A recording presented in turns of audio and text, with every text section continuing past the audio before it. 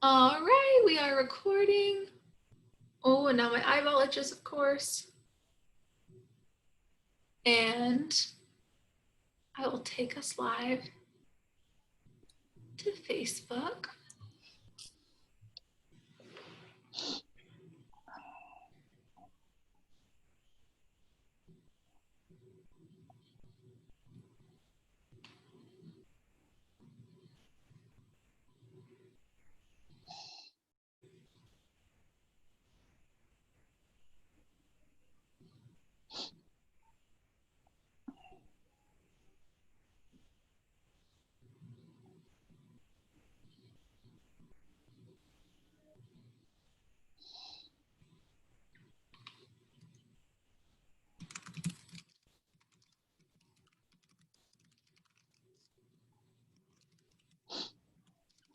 Do you prefer going by William, Mr. Martin? Oh, William, definitely not Mr. Martin.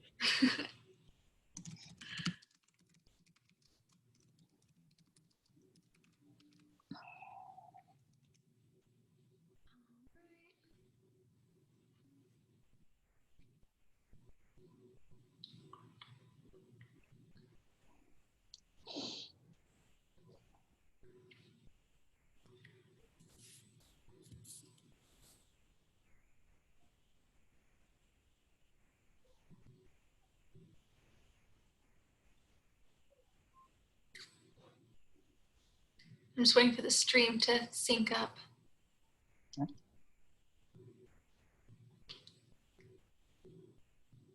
Is your friend going to be here today? No, he unexpectedly had to be with his son today. So he had to go home and be a parent. I wouldn't know about that. Yeah. Just me. Well, me and my husband, but we just have animals. Well, this will be your Terry Gross moment, because I won't talk over you. I love Terry Gross. I do too. I like the way I actually will think, like, when I'm doing these, I get really nervous. I'm like, what would Terry Gross do? And I never do what Terry Gross would do because she's amazing. Yes. But I always try and channel her energy. She's also interviewing legendary people. Well, so am I. Yeah. But to my family and some friends. I think she's just wonderful. I saw one interview she did, and I was blown away by how the person, like, she's just such a professional. Yeah. The person she was interviewing was so not, and he was so crass and rude to her, and she was just Must have been Gene Simmons. It was. I was thinking of the same one, but I was like, oh my God. He's a big Kiss fan. I don't want to say this. But yeah, it was that one. Like, I was watching it, I was just blown away by how awful he was and how she was just like, not my problem. I am professional. I'm here to do my job. Yeah. Oh, Gene. God love him.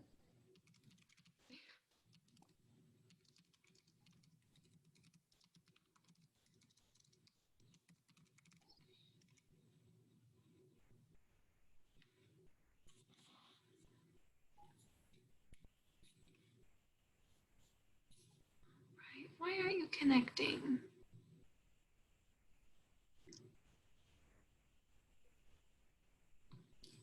Right. See if that works for us.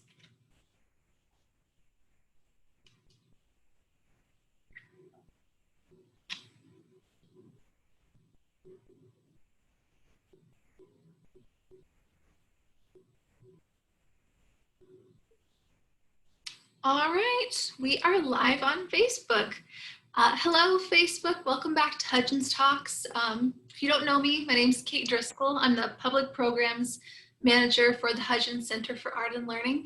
And today I get to talk to artist William Martin. Welcome, William. Hey. So will you just give people who don't know you a little bit of background about who you are and what it is that you do? I've been a commercial artist for, I graduated I started in 83 Hmm. on and off. Um, well, a good portion of that's been in the screen print industry. And uh, that's where I experienced what I was talking about the other day, the technology revolution. And basically I've been doing screen prints for a long time. And now I'm currently doing screen prints in the NASCAR industry with an awesome company. Oh, that's And cool. so hopefully all this stuff will get out of the way. We can get back to work. So, so what sort of work do you do for NASA? So you make screen prints. So is this like making advertisements or what kind of stuff do you do? I do, well, currently I do like driver tees that they sell at the tracks. They have rigs where they sell them at the tracks. And I also do event tees that are kind of like, it's kind of like a concert tee, only it's for a race, you know. Hmm. Now, but back in the initial days, my first screen print job, I did a lot of like Umbro, and I did a lot of skateboard tees. I did a lot of different stuff, and it's where I learned to work in a lot of different styles, Hmm. literally. So, So and we talked for you'd mentioned sort of the technology, you know, revolution or evolution that you've experienced in your field. Can you talk a little bit about that and maybe people who aren't in the field and give them an idea of what we're talking about? well, back in when we all started, not me, but my friends and everybody who worked back in those like in the 80s and the 90s, everything was done by what they called hand, meaning everything was produced. You had to get a pen and draw, and you had to use. You would do your comp that you give a client would be just something that you made up with color pencils and marker and a Xerox copy, literally.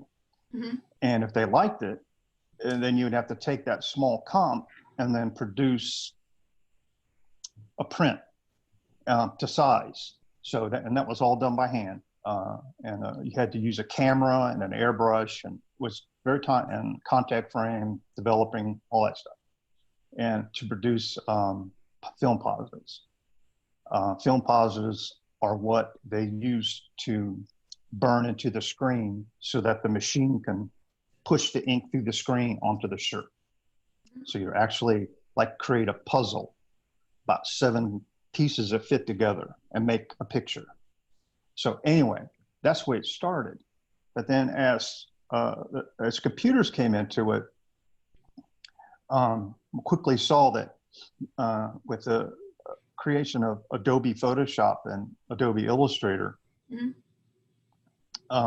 that you could use those to create your artwork. Not so much at first, because the computers weren't powerful enough at first.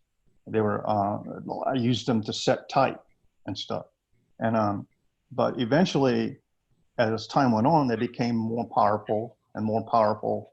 And the software became more usable to where now,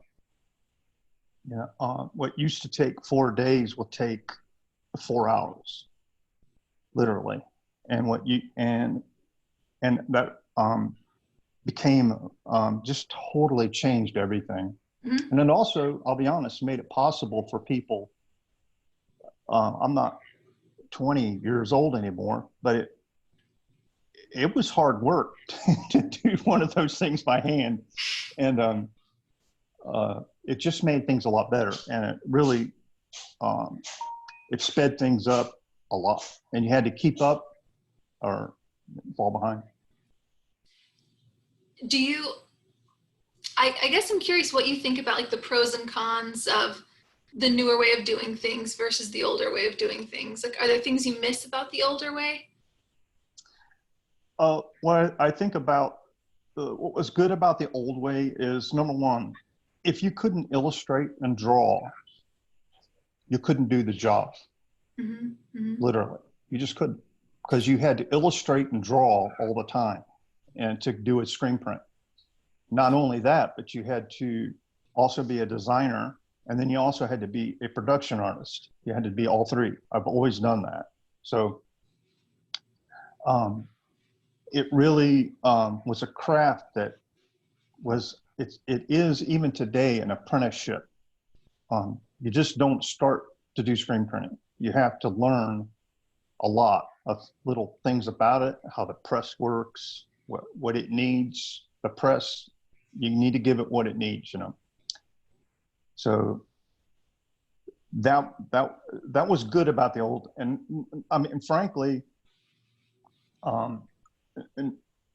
and I guess I don't want to be rude, but nowadays, you don't necessarily, I mean, honestly, you don't really need to be able to be a stellar illustrator to be able to do it, because in certain places, if it's a photographic look, you know, if you know how to work Photoshop and you know how to separate and you're a good designer, which designing is separate from illustrating. Illustrating is where you create your elements. Designing is where you create the shirt, the look, you know, your design. So if you're a good designer and you're really good in Photoshop, you can do it. In a way that's kind of different, although I will say that a really good illustrator and designer still is going to last, has an edge. I guess those are pros and cons. That skill still really matters. You feel like, of being a good illustrator? What's that? The skill of being a strong illustrator, you still feel like matters? Yes, it does. It does. Well, you could tell, I think for longevity of your career, I've learned over the years, I've had to be humble and take direction and listen to people, listen to people's criticisms. They help you to get better, because we all have weaknesses, and I do. But anyway, but if you really care about what you're doing, and you're a good illustrator and designer, you're going to last. And I think that's always a good thing.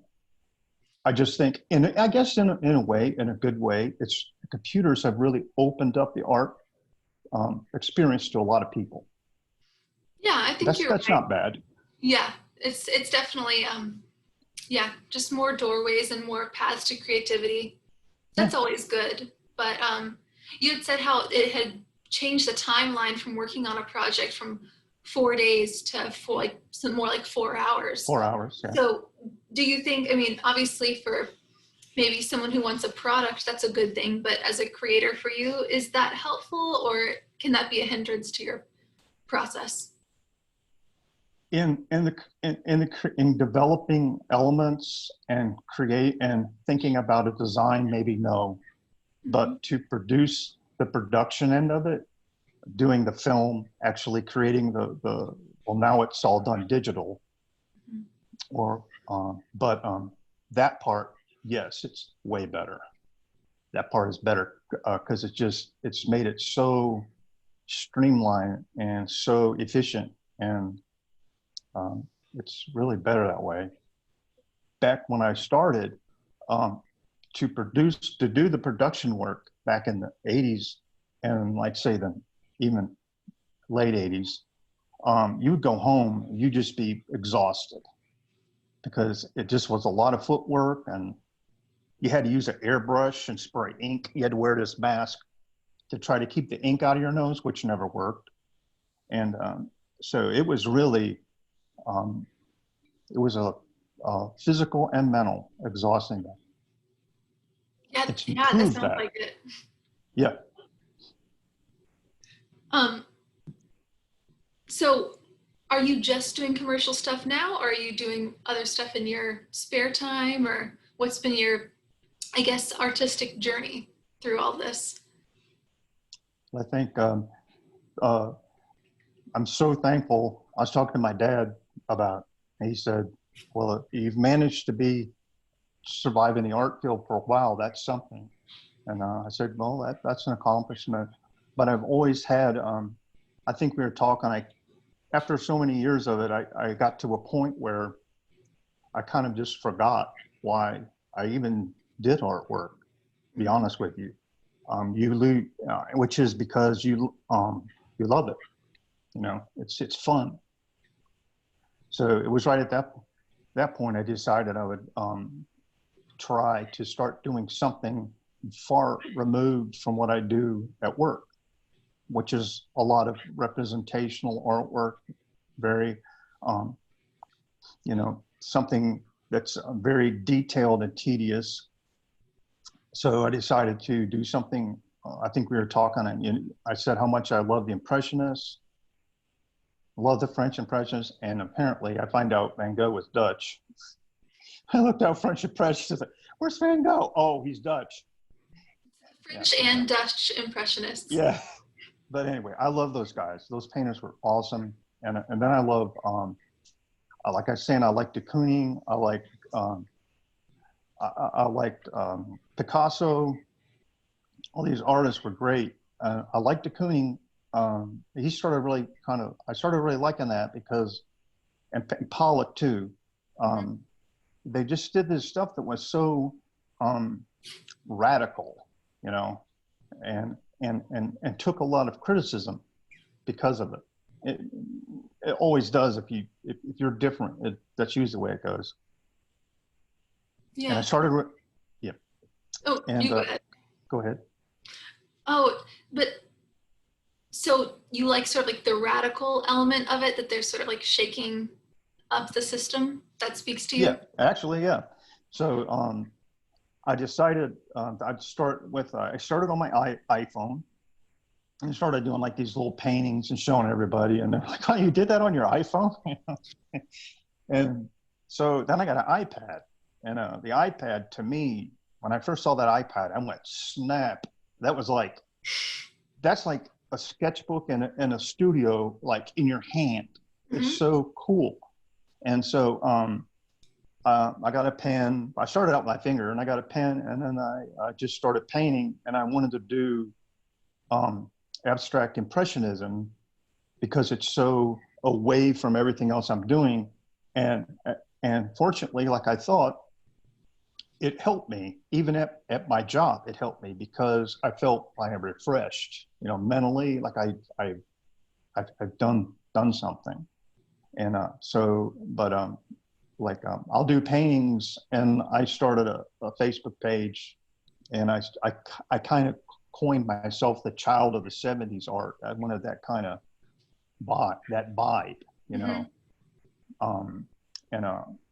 In the 70s, I was thinking about this.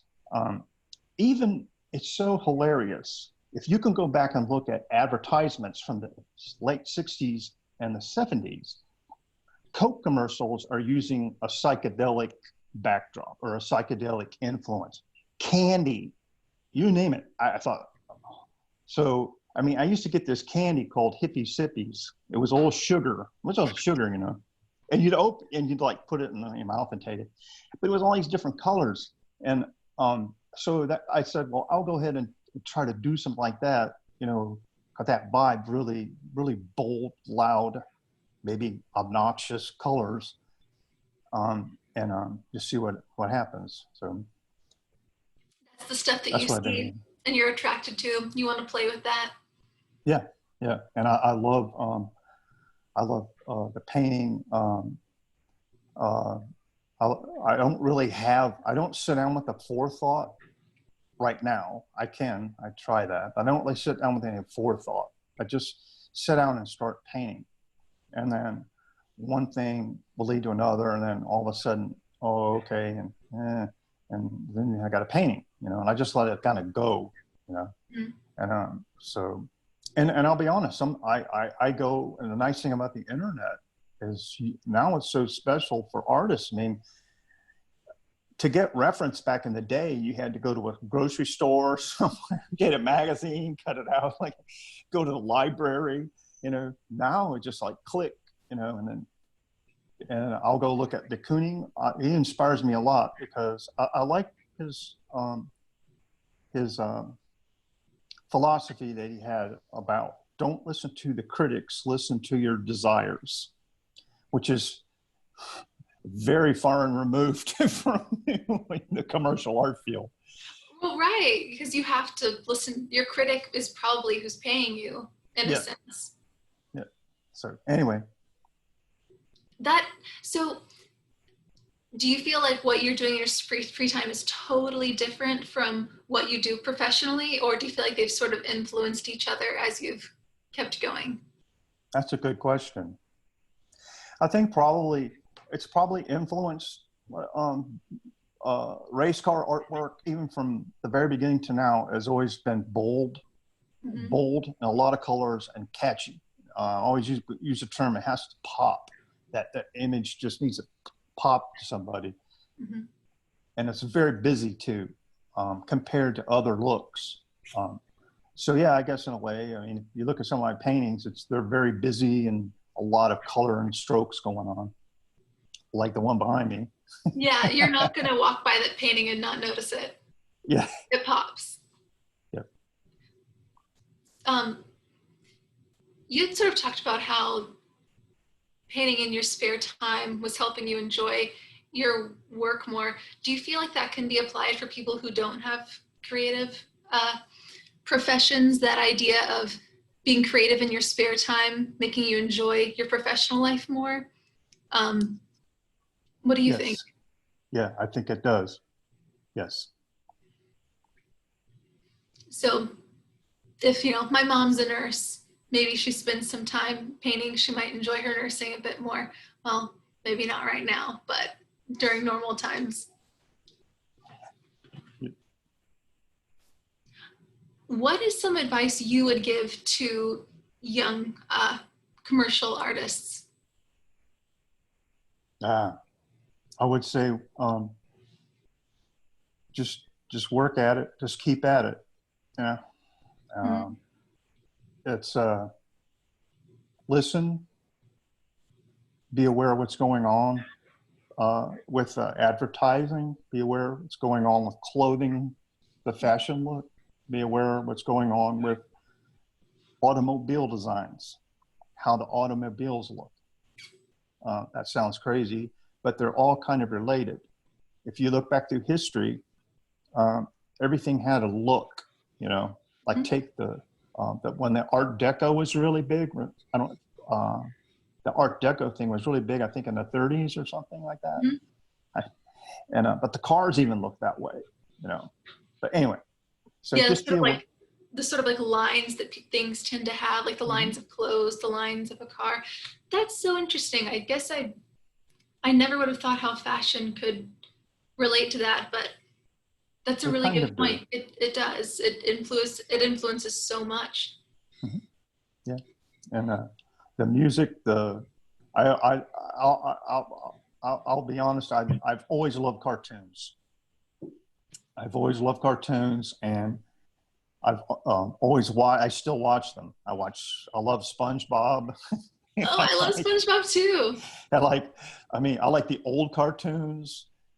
Those are especially the classic cartoons. They're like such a work of artwork, Yeah, and I remember them, and I watched them as an adult with my nephew, and I was thinking, man, I'm an adult, and I still want to sit here, and I know Wile E. Coyote's gonna set us up a trap, but I still want to see it. Like, man, but the style you can tell was a style of the time as compared to now. Look at the cartoons. Look at Yogi Bear. Look how it starts out, the little intro, and it has Yogi Bear, and it's real simple in a name. And now look at them. They're very elaborate. The introductions to cartoons because of technology and everything. So that's something to be aware of. But like back to your question, I'd say just be aware of that stuff. Just keep up. Always, just keep working at it and be humble. I've noticed that helps to be humble and to try to listen to what people are saying to you. That helps too. Yeah, I think that's probably good advice for all of us. Yeah. What do you think? So, now there are so many resources, like we sort of talked about the technology evolving so quickly. What do you think now that there are so many resources online for teaching yourself how to use, Adobe Acrobat, Yep. Illustrator, Photoshop? Do you think that a formal education is still a valuable thing for a commercial artist, or do you think that people can go along the more self-taught route and have just as easy of a time? That's a very good question. I would say yes and no. Mm-hmm. I think yes, because when I went to when I had my formal education, it was, I had teachers that were just unbelievable. And I also met a lot of really good people. And I learned from school that if I learned anything from my formal education, it was I really needed to get better.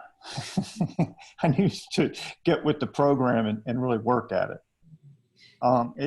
And I did learn some valuable, really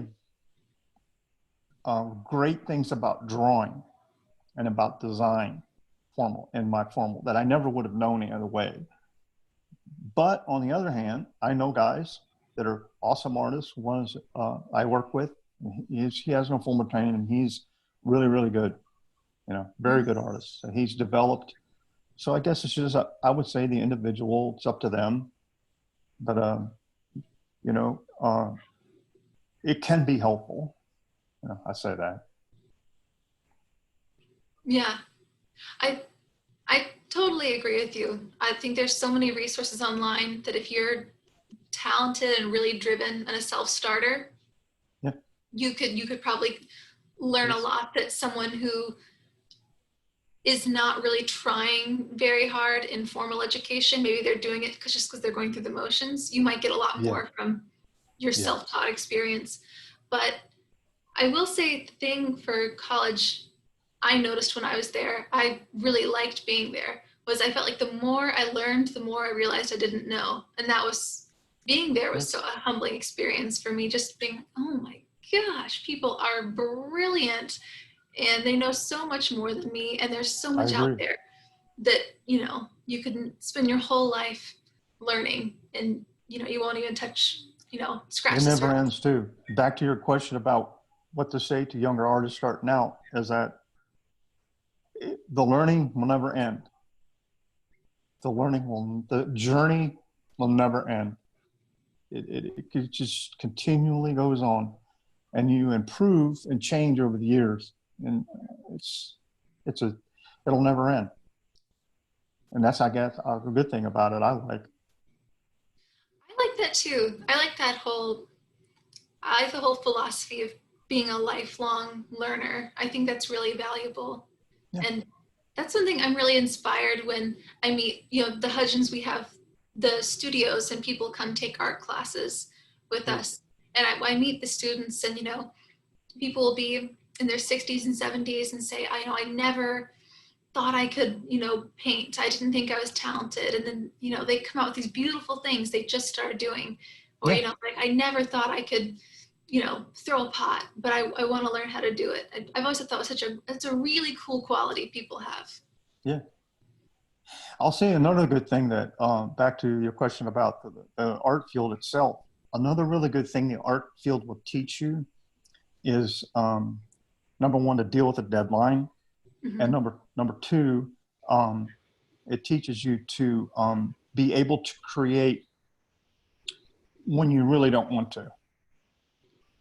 There's times when you're sick and you're tired or something's going on and your mind's just not in it, but you still got to do it. Which is not a bad thing. What do you do to get through artist block? Go look at de Kooning. Go look at Van Gogh. Um, that's a good question. I ever honestly changed my style. You know, if all of a sudden I get to, I'll just change the style, work in a different style, work a different way. You know, like right now I'm working. I can show some paintings, and Yeah, I love that.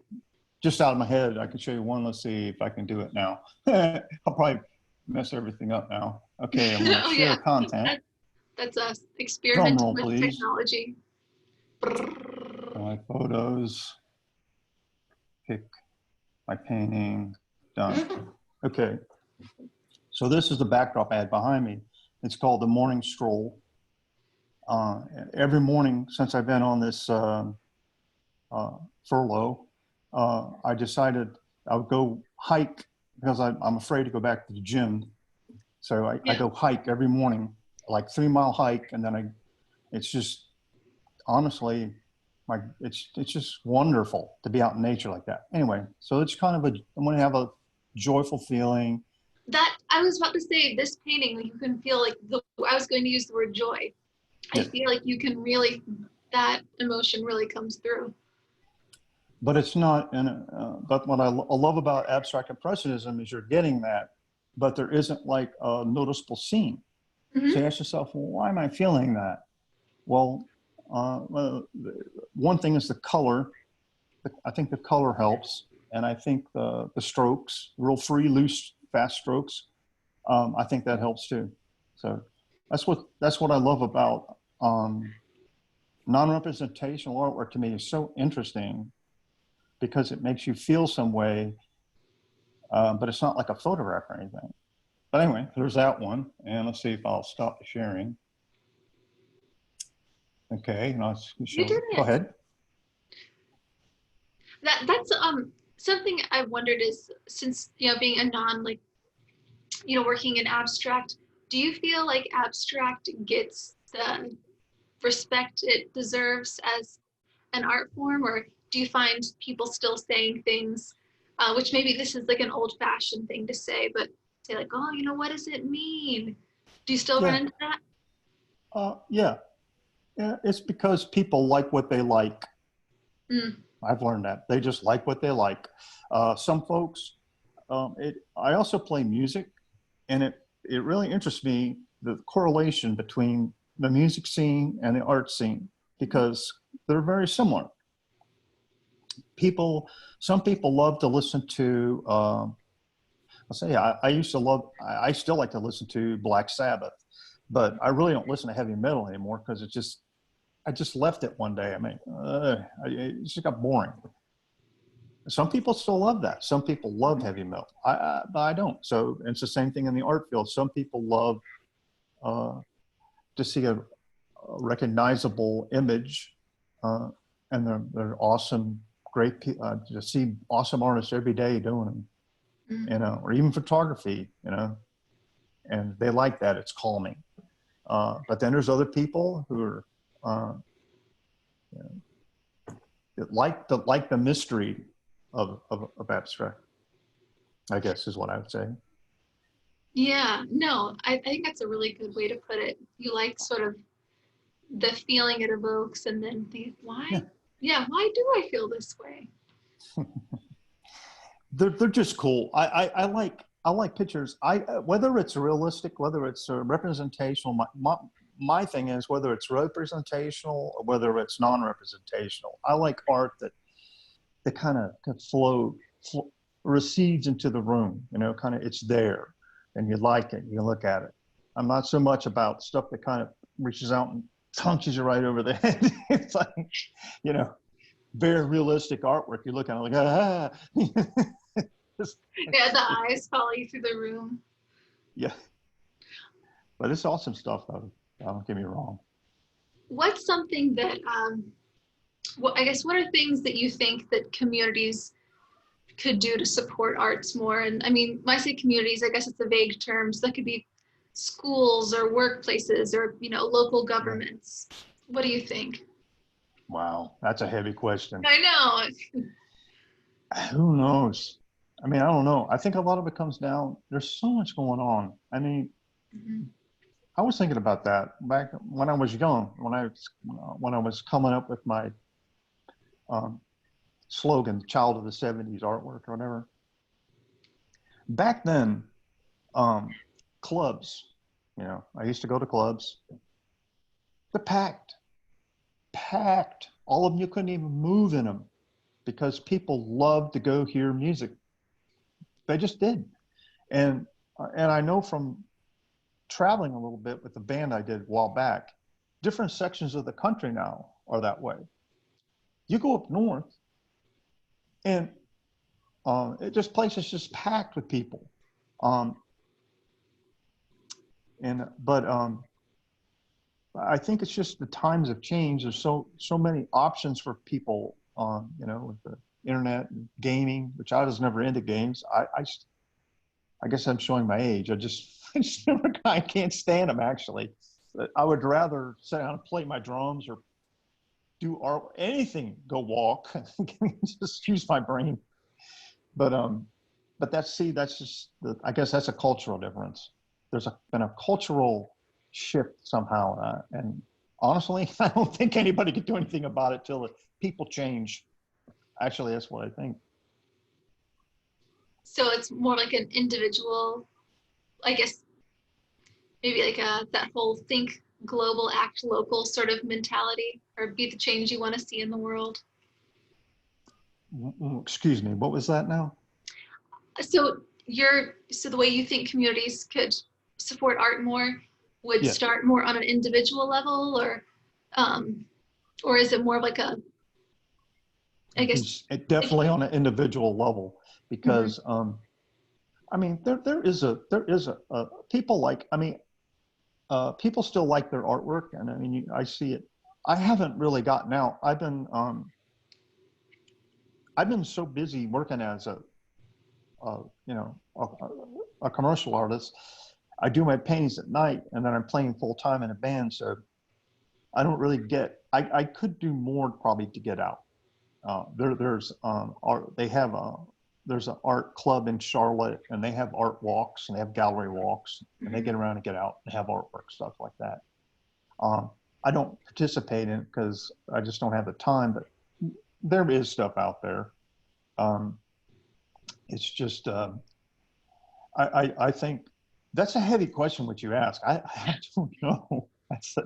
Like, wow, I don't know how to answer that. What could people do to support their art more? Wow. Yeah, I know. That's I hit you with a really tough question. Yeah. I think the tougher just the question, the more it makes people think you know what you're talking about. Yeah, just get out, I guess. Get out and see the galleries, get out and see the bands, support your local bands, support your local artists, I could be better about that too. I mean,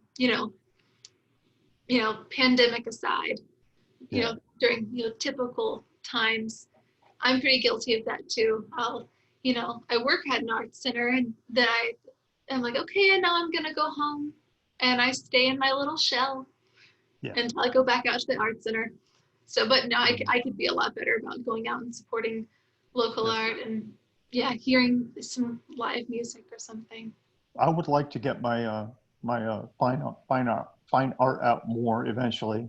I hope to do that. Could you see yourself doing again, once things have gone back to normal, could you see yourself doing like art festivals or anything like that? Getting a booth? Possibly. Art fest. I like to maybe I could see some festivals, or maybe just getting in a gallery somewhere. Getting my stuff hung up somewhere. Even a coffee shop. I had my stuff hung in coffee shops before. I just haven't done it in a while.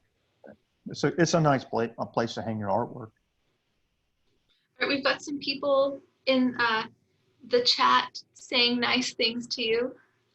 So on the Facebook Live chat, people can comment. And Ashley Lynch, hey Ashley always watches. She says very cool. And Pamela Kohler-Camp says hi. And Terry Colander said to you, perfectly said. So you got a fan. Terry, she's an awesome sister. Yeah, shout out to Terry. Thanks, Terry, for linking us up so we could, know each other and get this going.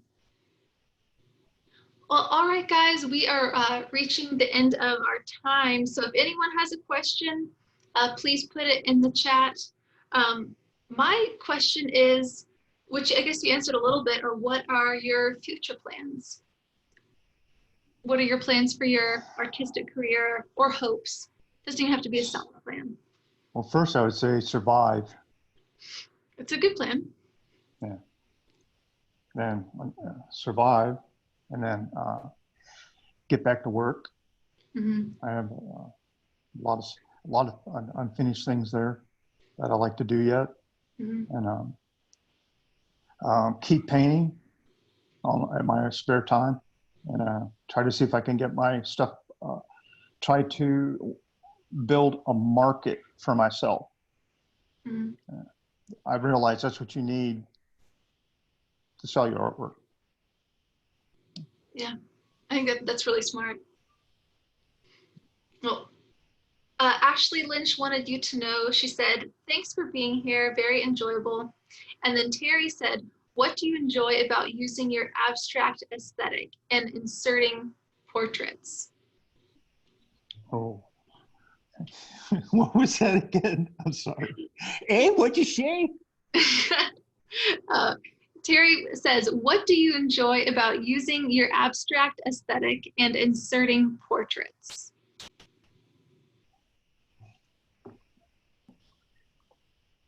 You know, I don't know. That's a good question. I think the portraits I've done have been not totally on the abstract side, maybe a little bit. Mm-hmm. I just had that thought today, though. I need to start taking, I want to try to take like a photograph, but abstract it from what I'm seeing, visualize it into an abstract form. Actually, I've not done that. Everything I've done has just been very inspirational. And the portraits I'm doing, like I like to insert loud colors.